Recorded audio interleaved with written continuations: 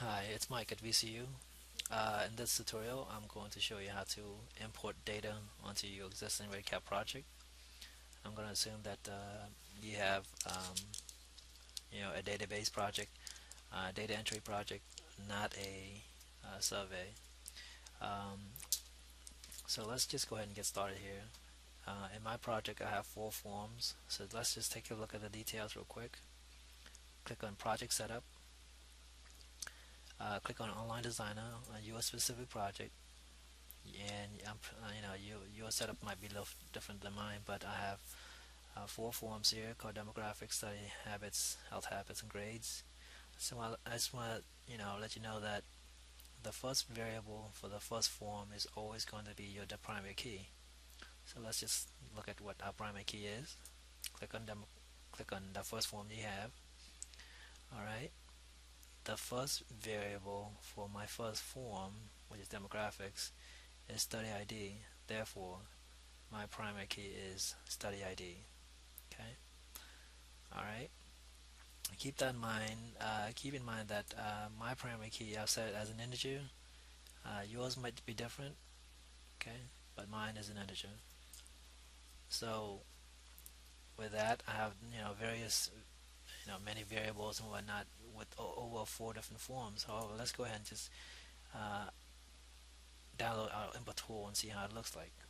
So on the left hand side under applications, click on data import tool.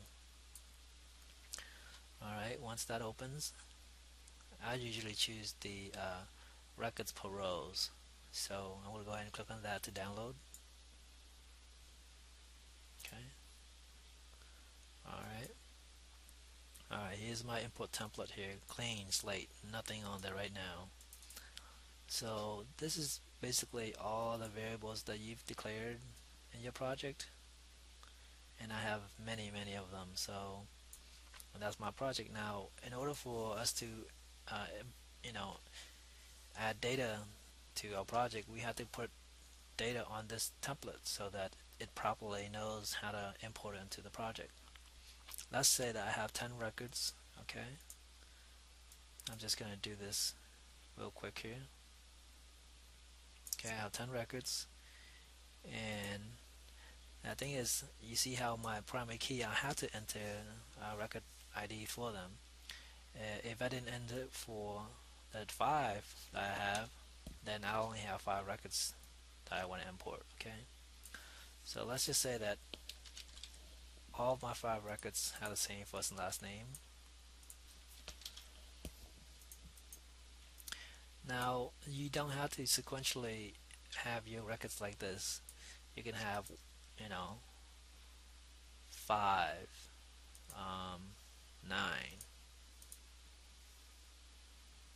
8, and that's okay. You can enter the data like that. What happens is that you have to keep your record straight, meaning that on the second row of this input template, this study ID is always going to be 5, so you have to keep that straight. Well, let's go ahead and keep that as is, but you can have it sequentially ordered if you needed to. So let's just save as, and we do want to save in a CSV format, and that's automatically chosen if you're using Excel, but you can obviously do this in any of the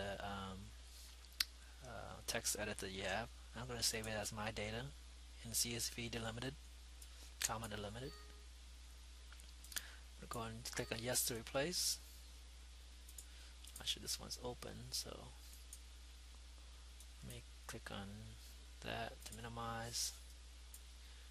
I'm just going to go ahead and close this.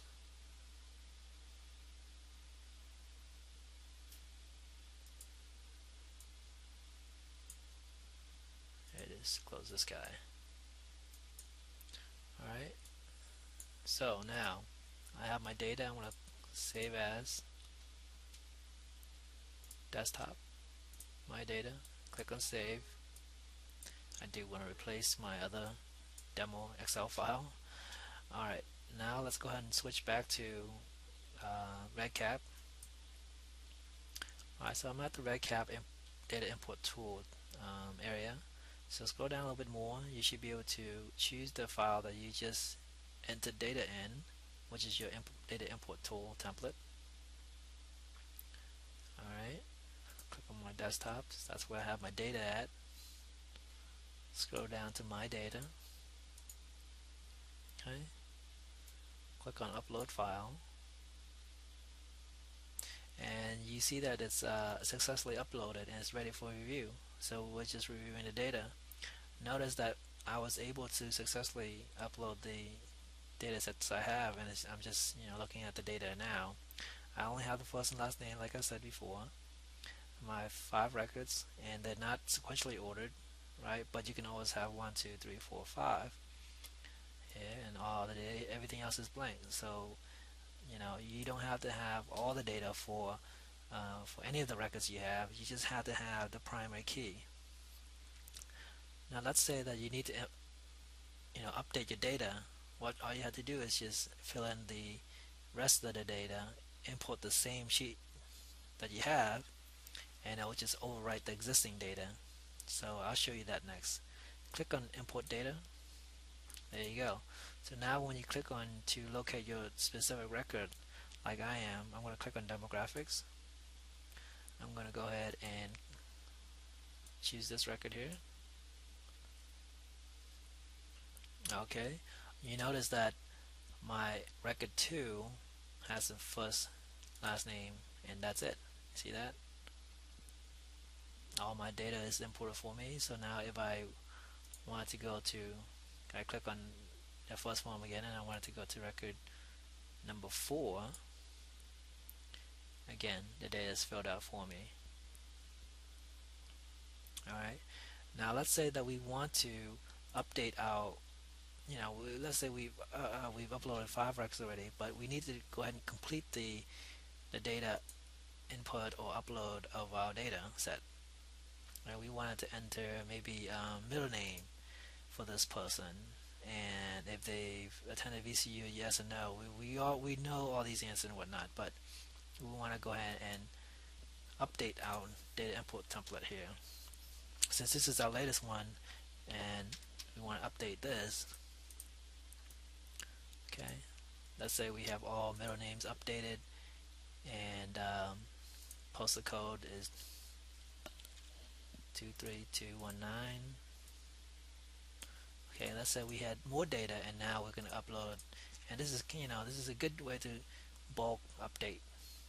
So I'm going to click save, and a reminder, I would always back up whatever data that I've updated to a secure location, but you don't want to have it on your personal laptop or computer. So let's go ahead and click on REDCap again. Now we're going to do the exact same thing. We're going to go ahead and click on data import tool again on the left hand side under applications.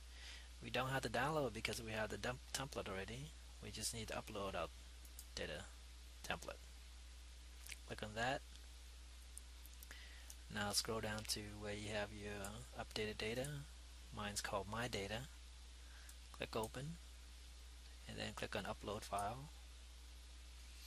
Green means good, so we were able to upload our data and ready for review. So let's go on. You see this? See what it's saying is that and you can see this from the key as well. All we're doing is updating our existing record. We're appending L to the middle name. Black means new data, gray means old data, existing data, and I'm also adding postal code. Click on import data.